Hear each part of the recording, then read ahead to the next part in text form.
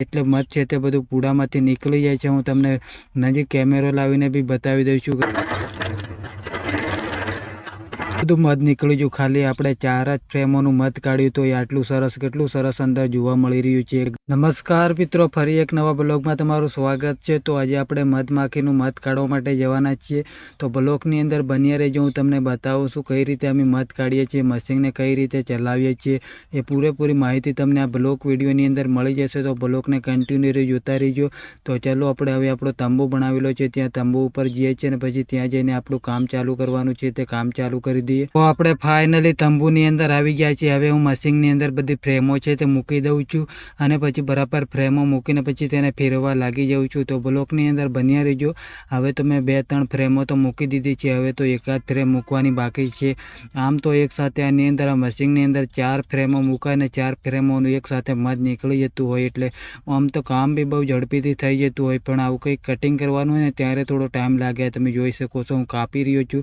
અહીંયા seal pack થઈ ગયું છે એટલે એને કટિંગ કરવું પડે, પછી કટિંગ કરીને પછી અંદર મૂકવું પડે, ત્યારે તેની અંદરથી આ મધ હોય તે મધ નીકળી જાય, ને તો પછી એમનામ ફેરવા લાગી જાય ને તો પછી મધ એવું ને એવું રહી જાય। એટલે આને ચપ્પુ વડે હું બરાબર કાપી લઉં ને હવે કાપીને અંદર મૂકી દઉં અને મૂકીને પછી ફેરવાનું ચાલુ કરી દઉં છું, એટલે આપણું મધ નીકળવાનું કામ ચાલુ થઈ જશે। તો મેં તો ફેરવાનું બી ચાલુ કરી દીધું છે ને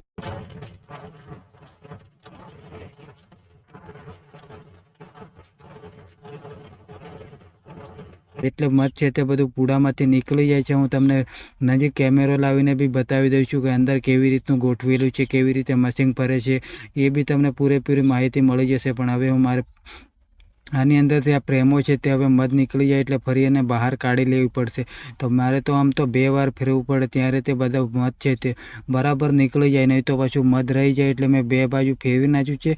અને હવે હું અંદરથી બધી ફ્રેમો જે કંઈ મૂકવામાં આવેલી છે તે ફ્રેમોને પાછો બહાર કાઢી લેવાનો છું, એટલે ખાલી ફ્રેમો થઈ જાય છે, એટલે ખાલી ફ્રેમોને હું બહાર કાઢી કરીને રાખી દઉં અને પછી બધી ફ્રેમો છે તે અંદર 4 ફ્રેમો તે ચારેયને બહાર કાઢી લઉં અને પાછો બીજી નવી ફ્રેમો અંદર મૂકવું પડશે। તો મેં 3 તો કાઢી લીધી છે, હવે તો આપણે એક જ ફ્રેમ બચી છે, તો એક ફ્રેમને બી હું જલ્દી બહાર કાઢી લઉં ને પછી બીજી મૂકવાનું ચાલુ કરી દઉં।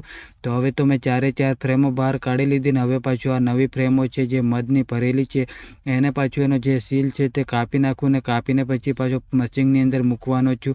તો બ્લોગને કન્ટિન્યુ જોતા રહેજો અને વિડીયોને લાઇક કરીને નવા બ્લોગ જોવા માટે ચેનલને સબસ્ક્રાઈબ કરી લેજો। હવે તો હું પાછો અંદર મશીનની અંદર મૂકવા લાગી ગયો છું। એક તો મૂકી દીધી છે, હવે મેં બીજી બી મૂકી દીધી છે, પણ આપણો વિડીયો બહુ લાંબો થઈ જાય એના કરતાં હું હમણાં આટલી 2 ફ્રેમો મૂકી દઉં છું અને પછી તમને અહીંયા નજીક કેમેરો લાવીને બતાવી દઉં અંદર હું કેવી રીતના ફેરવી રહ્યો છું, એ બધું તમને અંદર જાણવા મળી જશે કે આ મશીનની અંદર કેવી રીતે સેટિંગ કરવામાં આવ્યું છે।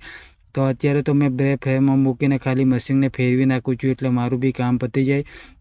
આમ તો બહુ મધ કાઢવાનું બાકી છે, પણ હવે હું તને નજીક કેમેરો લાવીને બતાવી દઉં। તમે જોઈ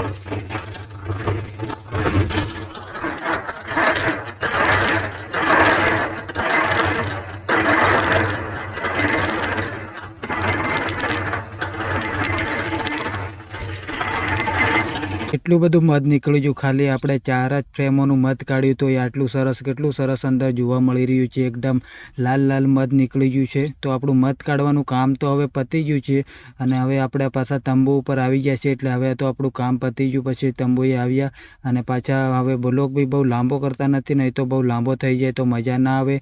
અને વિડીયો ગમ્યો હોય તો લાઇક કરી નાખજો અને ચેનલને સબસ્ક્રાઈબ કરી લેજો। તો પાછા આપણે એક નવા બ્લોગની અંદર પાછા